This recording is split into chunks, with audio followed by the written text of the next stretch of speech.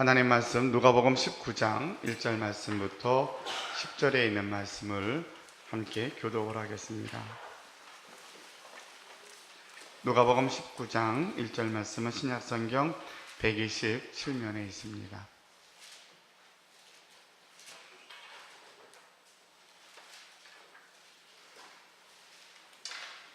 찾으셨으면 누가복음 19장 1절 말씀부터 10절에 있는 말씀까지 한 절씩 교독을 하고 마지막 10절은 함께 읽도록 합니다. 제가 1절을 읽습니다. 예수께서 여리고로 들어가 지나가시더라.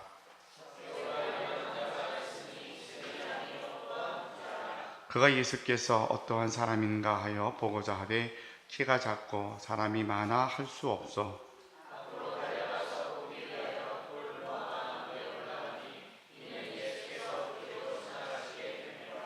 예수께서 그곳에 이르사 쳐다보시고 이르시되 zac개오야 속히 내려오라. 내가 오늘 내 집에 유하여야 하겠다 하시니 뭇 사람이 보고 수근거려 이르되 저가 죄인의 집에 유하러 들어갔도다 하더라.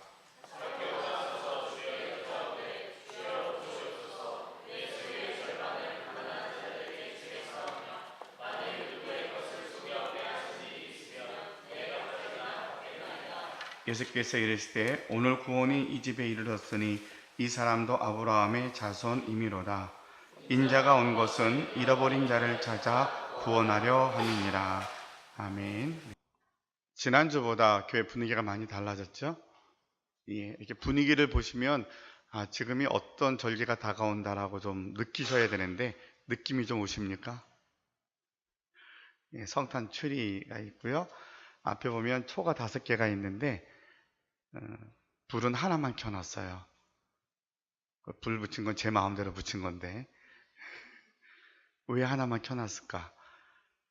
이게 대강절이 4번째 주일입니다. 4번째 주간을 대강절로 지키는데 여러분들이 이제 주일날 예배 들어오시면 다음 주일이 되면 초가 2개 켜져 있을 겁니다.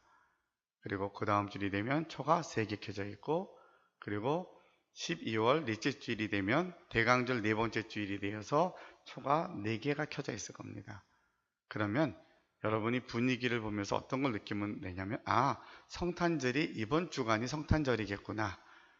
초가 4개가 켜진 다음에 그 주간 안에 성탄절이 있습니다. 그래서 올해는 12월 24일이 4번째 대강절 주일이고요. 그 다음날 월요일이 12월 25일 성탄절입니다. 성탄절 날은 우리 맨 위에 있는 초까지 5개 초를 다 켜고 우리 아기 예수 이 땅에 오심을 축하하는 성탄절 예배를 드리게 됩니다. 그래서 우리가 대강절 기간 동안 우리 아이들을 교육을 하고 이 한 달 동안은 아기 예수 오심을 우리가 대망하며 기다리며 이 한 달을 사모하는 마음으로 준비하며 예배를 드립니다 하는 것을 우리가 상징적으로 보여주는 그러한 장식입니다. 초가 있는 거 다음 주에 오면 정말 초가 2개 불이 켜져 있는 거 한번 보시고요. 그래서 초와 더불어서 우리가 한 주간 한 주간을 촛불이 하나씩 늘어날수록 성탄절이 다가오고 있구나 하는 것을 우리가 마음에 새기면서 한 달을 지냈으면 좋겠습니다. 대강절을 교육하는 의미로 5가지 단계로 설명을 합니다. 첫째로는 주님의 재림과 그와 함께 하실 하나님 나라에 대한 기다림과 소망의 단계라고 말합니다. 그러니까 우리가 대강절, 대림절 이야기할 때에는 초림하실 예수님으로부터 시작되기보다는 우린 재림하실 주님을 기다리면서 이 날을 맞이합니다. 그러니까 우리 기독교 신앙의 가장 중요한, 지금에서의 중요한 신앙적 고백은 우리는 언제 오실지 모르시지만 반드시 오시며 약속하신 그 주님을 우리가 기다립니다. 주님 속히 오시옵소서. 오늘이라는 시간에 주님이 오심을 저희가 기다립니다 라고 하는 주님의 다시 오심을 대망하는 기다리는 그런 마음으로 소망의 믿음으로 대강절을 시작을 합니다. 두 번째로는 내 자신에 사로잡혀 있어서 다른 사람을 보지 못했던 우리의 잘못을 한 해 동안 열심히 산다고 했는데 믿음 안에 살고 우리가 열심히 예배드리며 산다고 했는데 자기 중심적인 삶에 자기 틀에 박혀 있어서 주어진 사명이나 이웃들을 돌보지 못했던 삶, 주님 안에서 하나님의 자녀로 산다고 했지만 불순종했던 우리의 모습들을 돌아보면서 이 한 달 동안 참회의 시간들을 갖는 겁니다. 그래서 지난 주일에도 빈방이 있습니까? 라는 말씀을 드리면서 2000년 전에 오셨던 예수님은 여관에 빈방이 없어서 구유에 누워 계셨어요. 우리가 다 아는, 우리가 성탄절날 우리 연극이나 찬양을 통해서 잘 알고 있는 이야기잖아요. 메시아가 이 땅에 오셨는데, 그리고 수천 년 동안 그 메시아가 오실 것이라는 것을 예언했고 기다리며 살았던 그 사람들이었는데, 정작 예수님이 오셨는데 그 아기 예수가 누일 곳이 없어서 말구유에 예수님을 누일 수밖에 없었던 그때의 사건들을 우리가 기억을 하면서 2017년도에 오시는 아기 예수님을 또 올해도 여전히 우리는 화려한 것, 상업적으로 성탄절이 제일 먼저 해놓은데 보니까 대형마트에 가니까 2달 전에 해놨더라고요. 그러니까 상업적으로 더 그들에게 장사가 되고 화려한 것을 즐기느라고 다 해놓는데, 막상 거기에는 산타 할아버지는 있을지 몰라도 예수님은 계시지 않거든요. 성탄추리가 되어 있는데 예수님이 계시질 않아요. 그런 가운데 올해도 역시 우리가 이런 장식을 하고 아이들한테 추억을 만들어주는 작업을 하지만, 정말 중요한 것은 우리 마음에, 우리 1년 동안 때묻고 얼룩진 우리의 마음을 참회하며 회개하며 깨끗하게 우리의 빈 방을 준비해서 2017년도에 오시는 예수님은 우리 마음에 모셔드리자. 그런 마음으로 대림절, 대강절 기간을 우리가 지키게 될 겁니다. 세 번째 단계는 성육신하신 하나님의 사랑, 예수님의 사랑을 함께 나누며 우리가 이웃들에게 이 사랑을 전파하는 단계입니다. 그러니까 이 한 달 동안에는 우리가 주님의 재림을 대망하고 1년 동안 내 삶을 회개하고 우리 마음의 빈방을 준비하면서 이 안에만 갇혀 있는 것이 아니라 우리가 이웃으로 달려가는 거예요. 달려가서 이 사실을 모르는 이들에게, 알고는 있지만 성탄절 생각하면 산타 할아버지 생각하고 추억을 생각하는데 그것이 왠지 예수님 안 계신 그러한 행사였다라면, 이날은 예수님을 생각하는 날이라고 예수님을 이웃들에게 전하고 사랑을 전하는 겁니다. 네 번째로는 성육신의 은혜로 말미암아 우리 모두가 하나님과의 만남과 더불어 화해를 이루는 단계입니다. 그러니까 결국은 하나님이 이 땅에 독생자를 보내주신 가장 큰 목적은 뭐냐면, 하나님과 사람이 태초에 하나님을 창조하셨을 때에는 서로 화해하고 화목했던 관계였거든요. 에덴 동산의 모습, 하나님의 나라는 에덴 동산의 모습을 옮겨놓은 것인데, 에덴 동산에는 아담과 하나님이 대화를 하고 너무나 평화롭고 아름다웠던 그 동산이 죄로 말미암아 깨어져 버립니다. 깨어진 것은 뭐가 깨졌냐면 하나님과 사람의 관계가 단절이 된 거예요. 그래서 예수님이 오시기 전까지는 사람은 하나님을 보면 죽는 줄 알았어요. 무서운 하나님이었고 감히 가까이 갈 수 없는, 그것은 죄로 말미암아 단절된 관계를 말합니다. 그런데 예수님이 이 땅에 오심으로 깨어진 하나님과 사람과의 관계를 다리 역할이 되어서, 십자가가 다리가 되어서 우리를 화목케 하셨어요. 그래서 우리 모든 사람들로 하여금 하나님을 아버지라 부를 수 있는 특권을 부여받게 하였고요. 그 길을 열어주신 거죠. 그러니까 예수님이 오시기 전에는 길이 없었어요. 어떤 길도 하나님께 갈 수 있는 길이 없었어요. 하나님을 만날 수 있는 길도 없었고 구원에 이르는 길이 없었어요. 그런데 예수님이 오심으로 그 길을 열어주신 거예요. 그래서 모든 사람들이 누구든지 이 예수님을 믿기만 하면, 십자가에 죽으신 예수님이 나의 죄뜸입니다라고 고백하기만 하면, 그로 하여금 깨어진 관계, 하나님과 우리와의 나의 관계가 깨어졌는데 이 깨어진 관계를 회복하게 하시는 그 능력, 그 길을 바로 독생자 예수님을 통하여서 우리에게 알려주었고 인도해 주었습니다.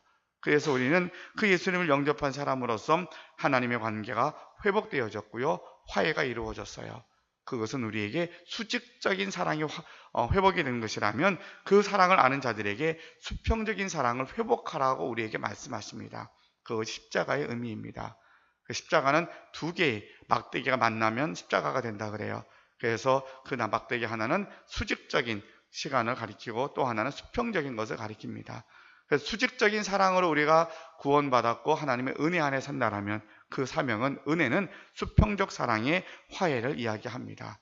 그래서 우리가 은혜 아는 자들, 은혜를 경험한 사람들은 우리로 하여금 이제 한 해 동안 우리가 원하든 원하지 않든 불편했던 관계들, 또 지금까지도 해결하지 못했던 관계들이 화해하는 기간이 이 대강절 기간 동안 이루어지는 단계이다 라고 이야기를 합니다. 그리고 우리가 성탄절에 우리 모두로 하여금 하나님과 세상이 하나 되도록 이끌어 주신 말구에 계신 아기 예수님의 탄생하심을 찬양하며 기뻐하며 감사하는 예배가 성탄절 예배가 될 겁니다. 그래서 이미 오신 예수님을 우리가 찬양하는데, 이미 오신 예수님이 다시 오실 것에 대한 소망, 그리고 그 주님을 맞이하기 위한 우리 마음의 회개, 참회의 시간들, 그리고 참회를 통하여서 우리가 받은 은혜를 나누어 주는 시간들, 그리고 하나님의 관계가 회복되는 것처럼 우리가 나의 관계가 깨어졌던 것들이 회복되어지는 수고와 노력이 있는 것들, 이 모든 것들을 가능케 하신 아기 예수 오심을 축하하며 감사하는 예배, 이것이 성탄절로 이어지는 한 달의 시간이 될 겁니다. 그래서 성탄의 의미를 우리가 잘 머리에 기억해 두시고, 여러분 주부에 그래서 오늘은 우리가 대강절의 의미, 그리고 첫째 주일, 둘째 주일, 그리고 성탄절까지 우리가 어떤 말씀을 읽고 어떤 주제를 가지고 한 주간을 보내야 되는가를 여러분께 주보에 알려드렸습니다. 한번 참고를 해보시고, 또 제가 설명드린 것을 한 달 동안 함께 이루어지는 것들로 염두에 두고 마음에 두고 한 달을 지냈으면 좋겠습니다. 자, 오늘 본문에서는 오늘 설교 주제가 제목을 그렇게 들었어요. 잃어버린 자를 찾아 구원하러 오신 예수님. 아기 예수님으로 오신 목적이 있어요. 왜 오셨느냐 하면, 오늘 주님이 당신 스스로가 오늘 본문의 10절에 보니까 이렇게 말씀하십니다. 인자가 온 것은 잃어버린 자를 찾아 구원하려 함이니라. 내가 왜 왔는 줄 아느냐? 내가 이 땅에 왔을 때에는 목적이 있다. 그 목적은 뭐냐면 잃어버린 자를 찾아 구원하려 합니다 라고 주님이 말씀하십니다. 그래서 12월 한 달 동안에는 우리가 주님이 오신 목적에 대한 것들을 주제로 함께 시간이 주어지는 대로 은혜를 나누고자 합니다. 자, 주님께서 잃어버린 자를 찾아 구원하러 오셨다고 말씀하시는데, 이 말씀의 배경이 됐던 사건이 누가 나오냐면 삭개오가 나옵니다. 그러니까 삭개오 이야기는 우리가 너무나 잘 아는 이야기예요. 네, 삭개오의 이야기를 통해서 우리는 잃어버린 자가 누구인가를 찾아볼 수가 있습니다.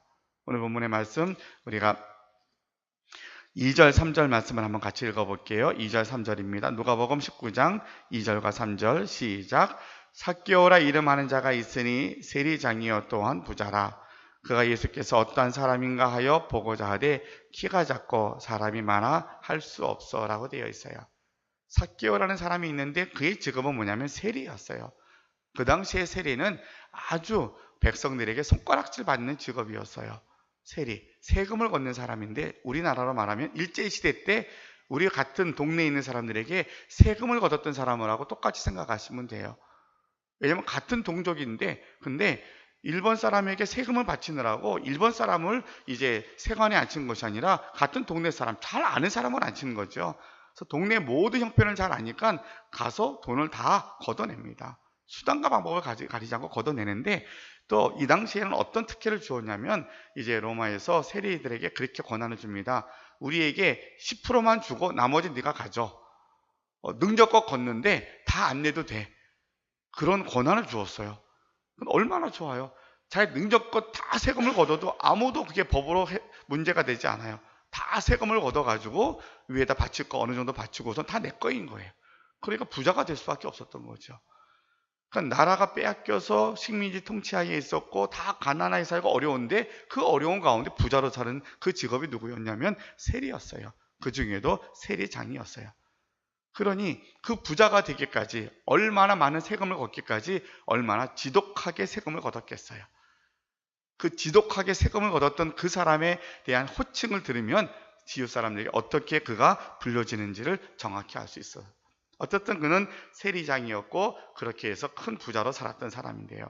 그런데 늘 외로웠어요. 그렇지 않았겠어요? 사람들에게 늘 괴로움을 주고 힘들게 했던 직업이었으니까 사람들이 친구가 없는 거예요.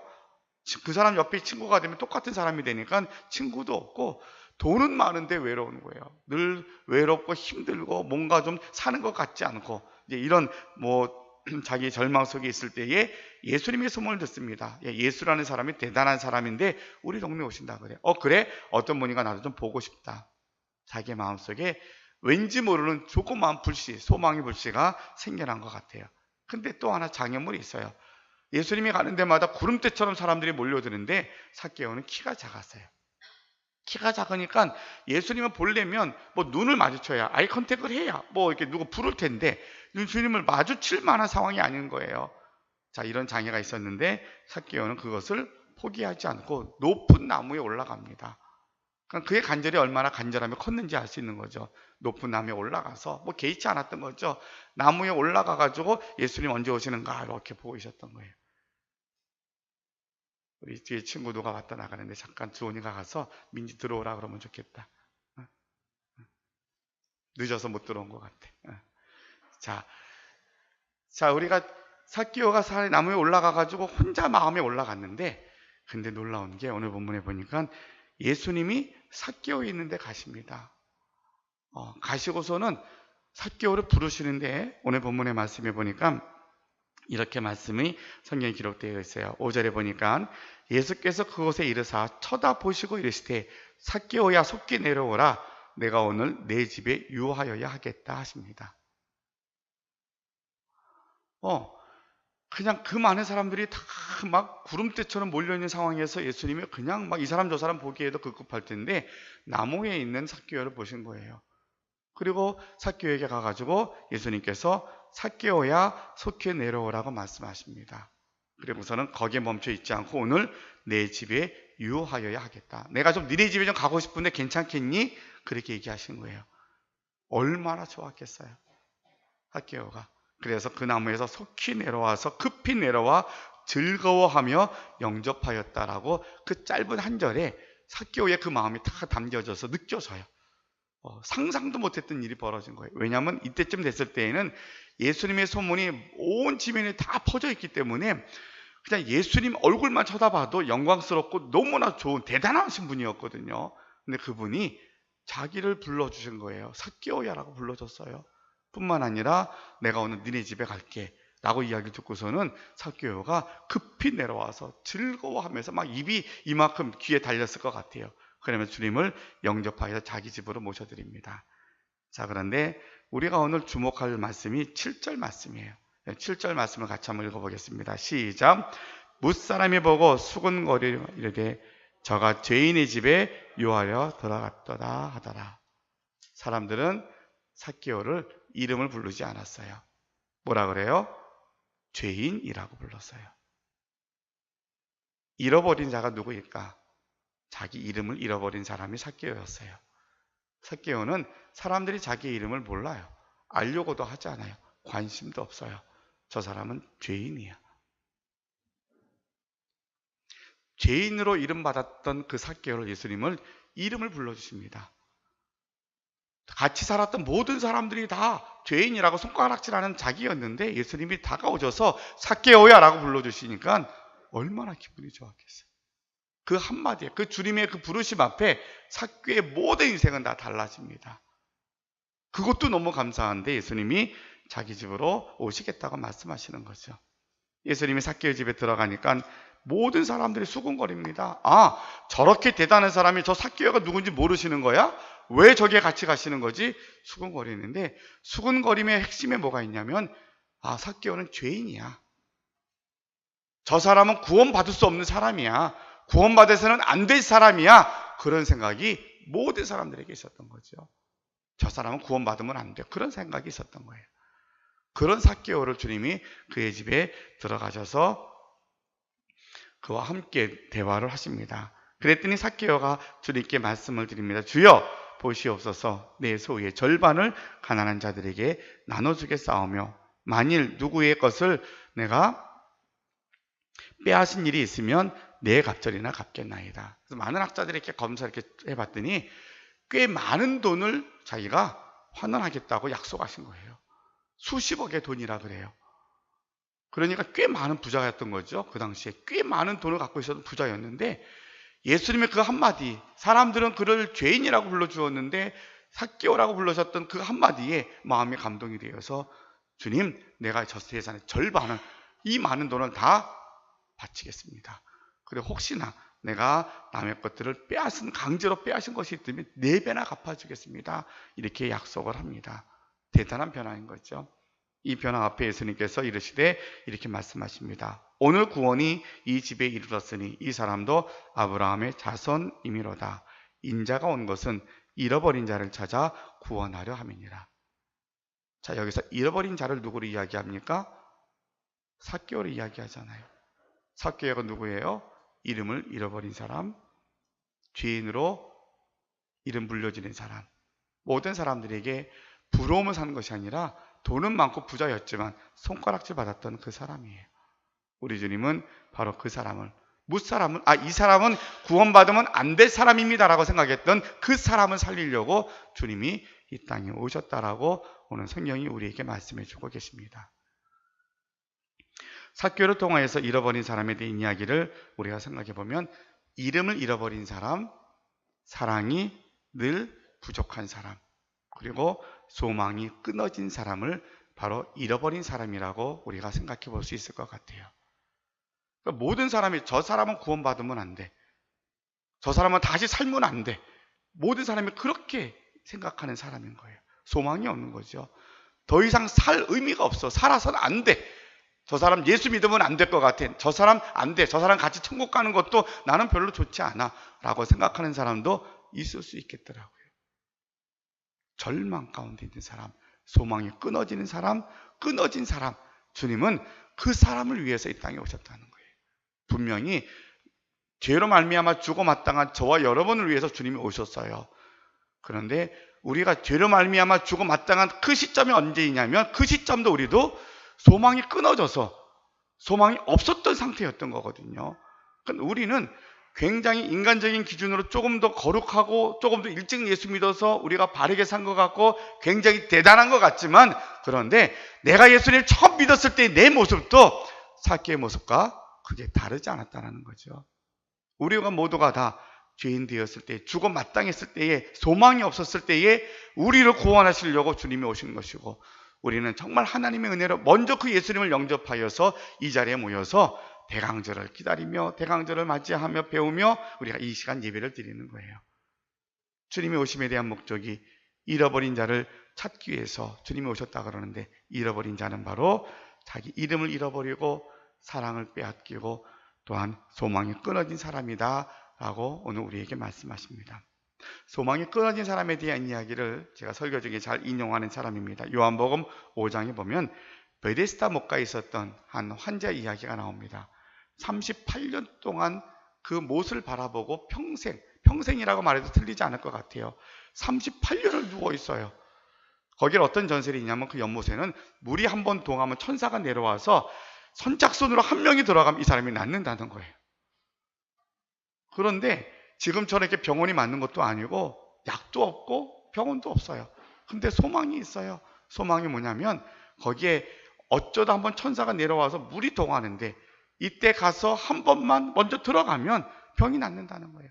근데 실제로 낫는 사람이 많았던 것 같아요. 있었던 것 같아요. 그러니까 그 사람이 38년을 기다렸죠. 38년은. 근데 더 놀라운 것은 이 사람은 누워 있어서 누가 끌고 데리고 가야만 되는 거예요. 확률적으로 보면 어떨 것 같아요? 뛰어가는 사람하고 누군가 데리고 가는 사람하고는 이건 게임이 되지 않는 상황인데, 근데 소망이 거기밖에 없는 거예요. 소망이 그거밖에 없어요. 안 되는 줄 아는데 거기밖에 없어요. 그래서 거기에 누워 있는 거예요. 저는 이 본문을 묵상하고 말씀을 준비하다가 이 시대를 살아가는 우리가 이런 모습이 아닌가 생각을 했어요. 세상에 많은 사람들이 물질을 쫓고 살아갑니다. 내가 그냥 문제가 있고 어려움이 있는 줄 알아요. 근데 내 힘으로 안 되는 것도 알아요. 그런데 그냥 거기서 기다려요. 왜냐하면 그거 외에 다른 방법이 없는 줄 알거든요. 방법이 없거든요. 그래서 그냥 누워서 기다리는 거예요.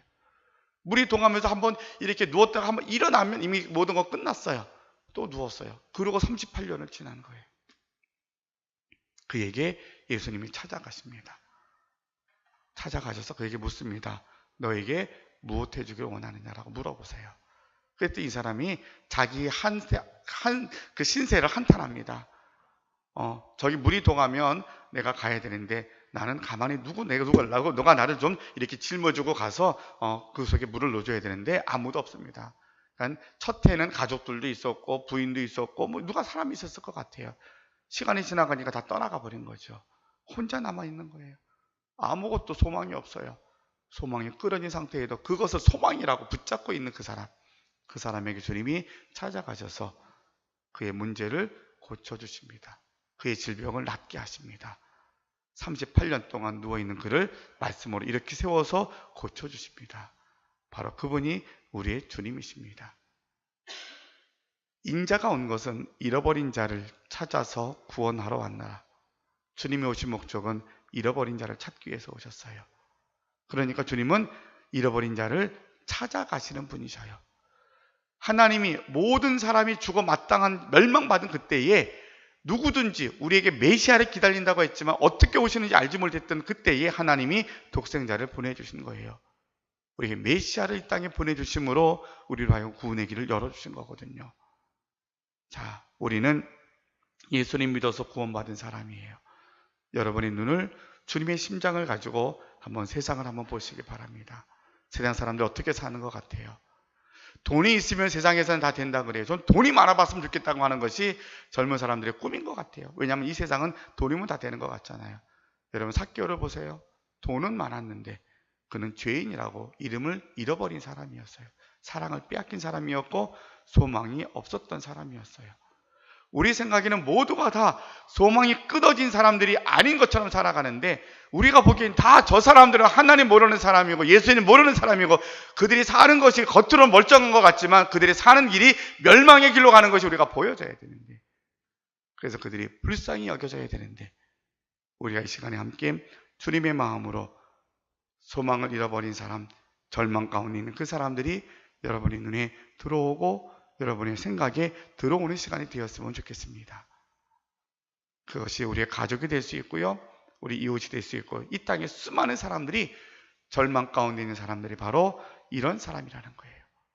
잃어버린 사람들, 주님이 그들을 위해서 이 땅에 오셨다라고 우리에게 말씀해 주고 계십니다.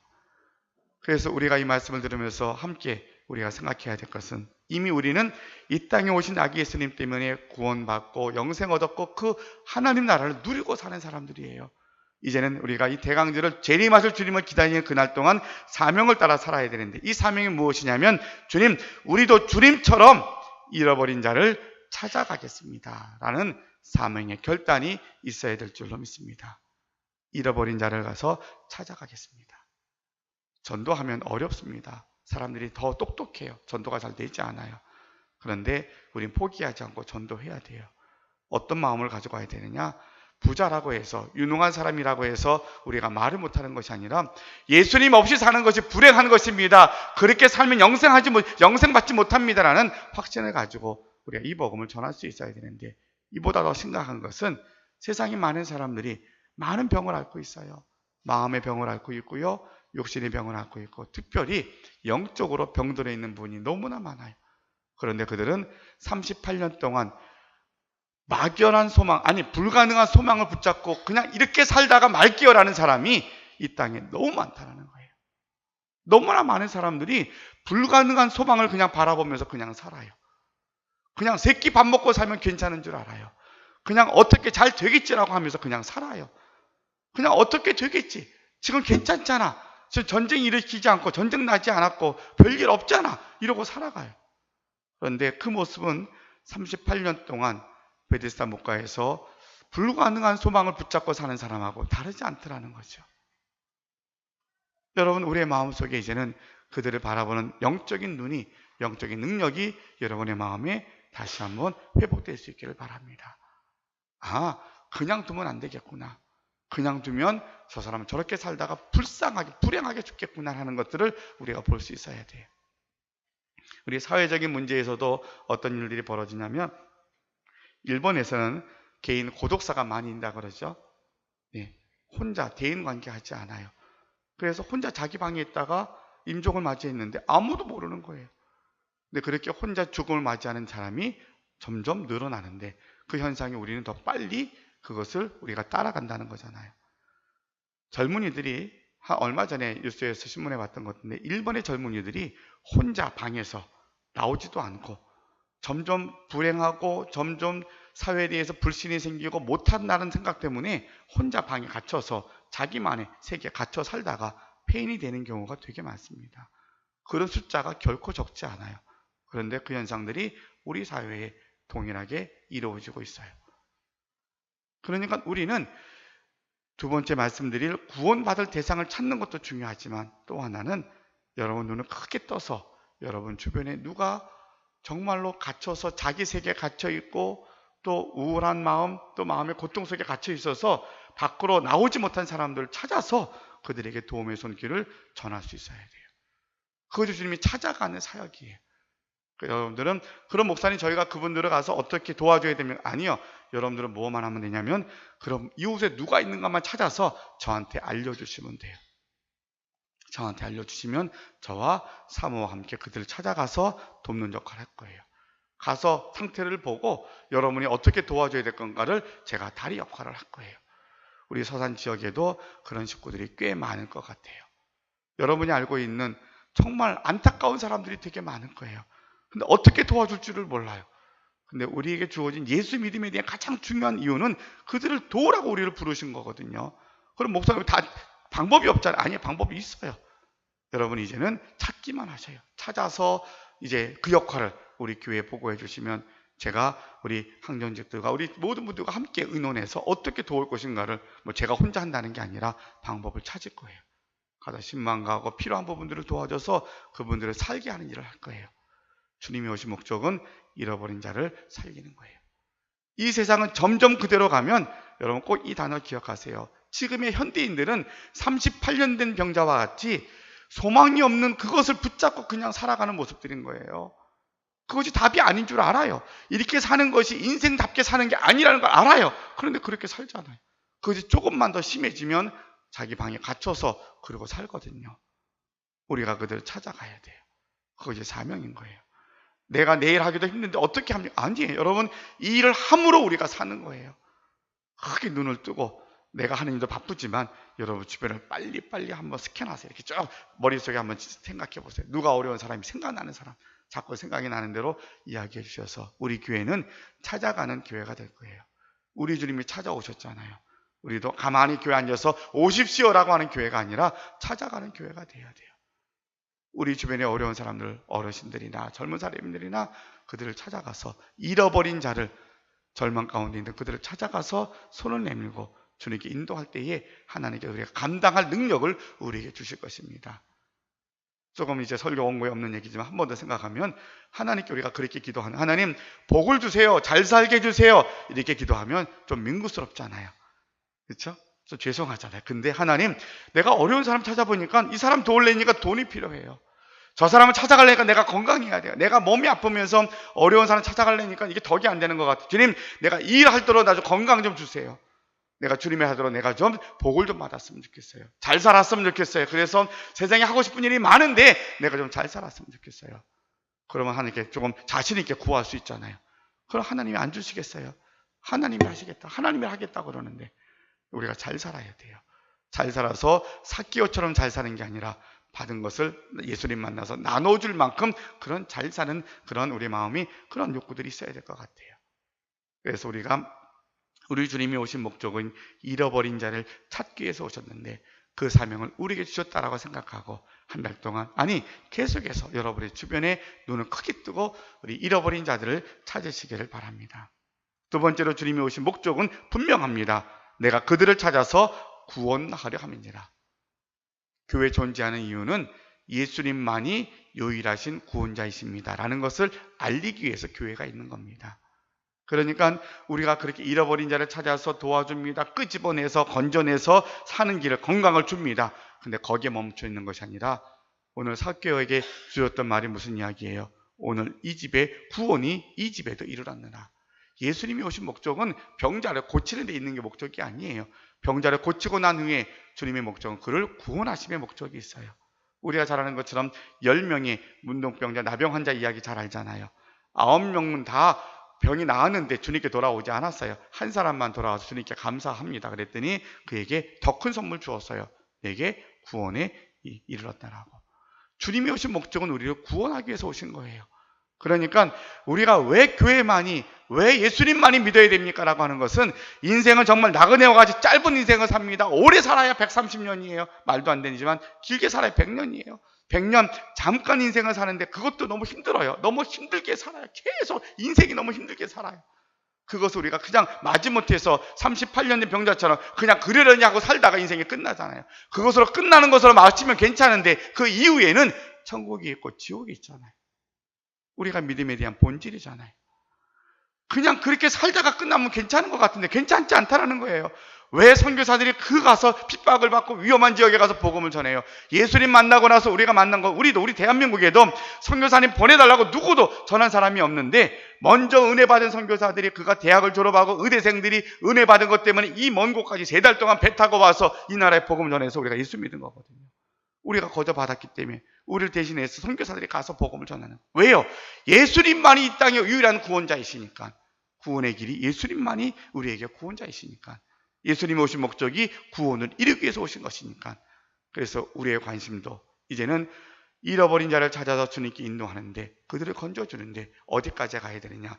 구원의 자리까지 인도해야 된다는 거죠. 우리 사회가 잘 사는 사회가 되어서 정말 넉넉한 사회가 됐어요. 사회복지도 너무 좋아졌고요. 제가 지난번에 수요일인가 한 번도 이야기했던 것 같아요. 우리 서산에 오래 살았던 분들은 그런 혜택을 못 받았을 거예요. 제가 서산에 온 지 이제 6개월이 지나니까 음압면에서 편지가 하나 왔어요. 등기가 와가지고 깜짝 놀랐어요. 등기만 오면 왠지 죄진 것 같아가지고 우체국에서 등기가 왔더라고요. 그래서 뭔가 했더니 찾아가서 보니까 좀 안에가 좀 두툼해요. 뭐가 들었겠어요? 상품권이 들었어요. 5만 원. 저는 10,000원짜리 5장이 서산 시민 된 거 축하한다고 상품권 줬어요. 그러니까 그만큼 이 지역이 나라가 잘 사는 나라가 됐어요. 서산에 주민등록만 옮겨줘도 그냥 고맙다고 5만 원을 줘요. 상품권으로. 그래서 너는 빨리 한번 딴 데 손에 갔다 와야 되겠다 그러더라고요. 그 5만 원 때문에. 오랫동안 사는 분은 우리 지역이 얼마나 달라진지 잘 모르잖아요. 이 나라가 그렇게 잘 사는 나라가 되었어요. 그런데 잘 사는 나라가 되었는데 빌딩이 높으면 해가 비치면 뭐가 커요? 그림자가 커요. 우리는 정말 잘 살겠다고 애써서 이렇게 왔는데 우리 그늘지고 그림자가 너무나 많이 커요. 그 중에 가장 큰 그림자가 영적인 그림자인 것 같아요. 가난할 때에는 어쨌든 교회 와서 믿음으로 살고 잘 살게 해달라고 하나님께 기도해서 구원도 받고 잘 살기도 했는데, 풍요로운 세상이 되고 지식이 너무나 넘치다 보니까 영적인 그림자가 너무나 커졌어요. 그래서 교회 안 가도 우리는 구원받는 거야. 예수님 없어도 다 실은 똑같잖아. 그리고 우리가 예수님 전하려면 왠지 위축이 돼요. 여러분, 이런 시대에 살면서 우리가 다시 한번 영적으로 세상을 바라보면서, 아니다, 우리는 이 세상의 것이 전부가 아니다. 우리의 궁극적인 목적은 이 땅에서 예수님 믿는 것이 삶의 유일한 목적이 되어야 된다. 사는 날 동안 꼭 이것은 선택이 아니라 꼭 해야만 됩니다라고 하는 것은 뭐냐면, 예수님만 믿어야만이 구원받습니다. 우리가 호흡하는 동안 꼭 해야 될 것은 예수님을 만나서 예수님을 믿어야 됩니다라는 것이 우리의 생의 목적이 되어야 되고, 뭐냐면 우리들이 사명에 대해서 전하는 자가 되어야 합니다. 예수님 믿으려면 누군가가 전해줘야 돼요. 들어야죠. 그렇죠? 그래야 믿을 수 있는 거예요. 그래서 우리는 주님이 오신 목적대로 우리가 이 땅에 사는 목적이 바로 주님의 구원을 이루기 위해서 우리가 이 사명을 감당하게 됩니다 라는 것을 꼭 기억하시기를 바랍니다. 예수님이 왜 오셨습니까? 잃어버린 자를 찾기 위해서, 그리고 그를 구원하기 위해서 오셨습니다. 그 주님이 우리에게 동일하게 말씀하십니다. 너희는 이미 나를 영접하여서 구원받은 백성 되었기에 이 땅에 사는 날 동안 사명을 따라 사는데, 그것은 내가 그랬던 것처럼 너희도 부지런히 이 시대에 우리 지역에 잃어버린 자를 찾으라고 주님 말씀하십니다. 여러분, 눈을 크게 뜨고 찾으십시오. 그리고 우리 교회에 알려주세요. 그러면 제가 감당하는 게 아니라 하나님이 감당케 하실 것입니다. 하나님이 감당케 하셔서 그들을 살려주실 겁니다. 그리고 더 중요한 것은 예수 믿지 않아서 구원받지 않은 사람이 더 많아졌어요. 그래서 우리는 복음을 증거하고 구원받는 일을 위해서 더 힘쓰는 우리들이 되어야 할 줄로 믿습니다. 그래서 우리가 2주 후에 12월 17일을 우리가 온 가족과 이웃들이 함께 드리는 예배를 준비하고 있습니다. 여러분들에게 이제 말씀을 듣고 아멘하고 끝나는 게 아니라 숙제를 내드릴 겁니다. 그래서 2주간 동안 무엇을 하냐면 이번 주간에는 오늘 이제 조별로 오후에 모이셔서 전도 대상자를 다 정하셨어요. 조장님 중심으로 움직여집니다. 조장님이 이제 그 전도 대상자를 조원들에게 같이 우리가 요번에 초대할 분이 2분이십니다. 2명인데 이분을 요번 주간에는 다 연락하십시오. 만나셔서 차를 마시든지 전화 통화를 하시든지 꼭 만나셔서 그분하고 이렇게 대화를 하셔서 왜냐하면 오랫동안 연락이 안 되신 분도 있을 수 있거든요. 그러니까 요번에 초대하는 그분들을 꼭 확인하고 조자님 중심하여서 우리 집사님이 전도하기로 하신 분이니까 꼭 이분한테 가서 찾아가시든가 대화를 하십시오 하셔서 저희 교회에서 다다음 주일날, 그러니까 12월 17일날 우리가 함께 이렇게 잔치가 있는데 한번 가실 수 있겠냐고 함께 여러분들한테 정보를 슬쩍 알려주시면 좋겠어요. 그래서 그분들에게 함께 오실 수 있도록 기분이 좋을 수 있는 것이 무엇이 있는가를 생각해서 선물도 드려도 좋고요. 어떤 것도 괜찮아요. 그래서 이번 주간에는 꼭 전도 대상자를 만남을 가지십시오라는 게 숙제예요. 그리고 조장님들은 확인하고 난 후에 금요일까지 저한테 보고를 해주셔야 돼요. 목사님, 우리 교회에서는 누구누구와 이렇게 만남을 가졌고요. 그랬더니 이런 반응이 왔습니다라고 저한테 알려주셔야 돼요. 그런 보고를 해서 우리가 이번 주간에는 12월 17일 온 가족이 함께 드리는 예배를 위해서 우리가 한 주간 동안 이제 만남을 갖는 것, 이게 첫 번째 숙제고요. 두 번째 숙제는 다음 주일에는 제가 주보에 우리가 초청하는 식구들 명단을 다 이렇게 실어 드릴 거예요. 제가 기도할 겁니다. 그래서 이번에는 조별로는 우리가 전도 대상자를 정한 그분을 위해서 기도를 합니다. 그런데 잘 모르면 기도가 할 게 별로 없잖아요. 알아야 돼요. 정보를 많이 공유하셔야 돼요. 이분은 가정 형편이 어떻고 어떤 어려움이 있고 어디가 아프고 이렇습니다 하는 걸 다 알려주셔야 돼요. 그래서 오늘은 그걸 나누는 시간을 가져야 돼요. 그래서 그 사정을 알고 나 잘 몰라요. 모르더라도 그러면 모르는 대로 붙잡고 기도를 합니다. 일주일 동안 열심히 기도하셔야 돼요. 기도하셔서 전도는 기도로 하는 겁니다. 그래서 기도가 선행돼야 되니까 기도하시고 난 후에 우리가 온가족 예배를 함께 준비하도록 그렇게 하겠습니다. 그래서 저희 교회는 이제 내년부터 시작을 하려고 했는데 12월 17일 주일부터 우리가 온 세대가 같이 드리는 예배를 드릴 겁니다. 그래서 성가대가 풍성해졌잖아요. 중고등부 아이들이 같이 들어가서 그래요. 그래서 중고등부 아이들 오면 다 성가대 앉힐 거예요. 그래서 성가대 저기 좁을 것 같아요. 늘려도 되니까 어쨌든 성가대를 전부 다 앉히고요. 아동부도 같이 예배 드릴 거예요. 그래서 아동부가 그날 특송을 준비할 거예요. 특송을 준비해서 아동부와 헌금 시간에 특송 드릴 거고요. 우리 어른들은 어떻게 하면 우리가 그날 잔치가 될 수 있을까 함께 생각을 해서 예배를 2주간 동안 준비할 겁니다. 제가 혼자 준비하는 예배가 아니라 우리 온 성도들이 함께 예배가 되어서 처음 우리 식구들이 와서 예배를 드리는데 그분들이 교회 왔을 때 어떤 마음을 갖고 편안한 마음을 갖게 할 수 있을까 함께 생각하면서 예배를 준비할 겁니다. 그래서 그 일이 바로 대강절, 대림절 기간 동안 이 땅에 오신 아기 예수님의 목적대로 우리가 순종하는 것이다. 여러분 생각하셔서 여러분 전도 대상자를 위해서 기도하고 그리고 오늘 숙제가 많아요. 잃어버린 자를 찾는 것부터 시작해서 열심히 우리가 믿음의 생활을 통하여서 여러분의 기도가 당당하게 하나님 내게 좀 복을 좀 주세요. 내게 좀 건강 주시고 좀 당당하게 이 복음 전할 수 있도록 내게 힘을 달라고 기도해서 우리 모든 성도들이 주님의 사명을 따라서 힘써 순종할 수 있는 우리 모두가 되시기를 주님의 이름으로 축원합니다. 기도하겠습니다. 사랑의 아버지 하나님 감사합니다. 오늘 대강절 첫 번째 주일을 맞이해서 대강절에 대한 설명을 들었고요. 주님이 이 땅에 오신 목적을 직접 주님이 뭐라 말씀하셨는가를 오늘 삭개오의 이야기를 통하여서 함께 배웠습니다. 말씀을 들었습니다. 인자가 온 것은 잃어버린 자를 찾아 구원하려 함이니라. 잃어버린 자를 찾기 위해서 오신 주님처럼 우리도 잃어버린 자를 찾겠다고 마음에 다짐을 했습니다. 주님, 우리의 잃어버린 자, 절망 가운데 있는 자를 찾아서 우리가 구원의 자리까지 인도하는 것이 우리에게 사명인 것을 깨달았습니다. 이 사명 감당할 수 있도록 우리의 마음속에 더 구원의 확신과 예수님 외에는 다른 이름으로서 구원받을 만한 이름을 주신 적이 없기에 예수님만이 우리의 유일하신 구원자이십니다. 내가 그 예수님 때문에 내 인생이 달라졌습니다. 삭개도처럼 인생이 바뀌어졌습니다. 이 주님을 내가 전하겠습니다. 가깝게는 가족으로부터 시작하여서 자녀들에게, 이웃들에게 이 복음을 전하여서 주님, 다다음 주일 우리가 함께 예배 드릴 때에는 이 자리가 가득 차고 넘쳐서 하나님께 기쁨으로 온 가족과 이웃들이 예배 드림으로 하나님께 영광 돌릴 수 있는 귀한 시간이 되게 하여 주옵소서. 감사드리며 예수님의 이름으로 기도하옵나이다. 아멘.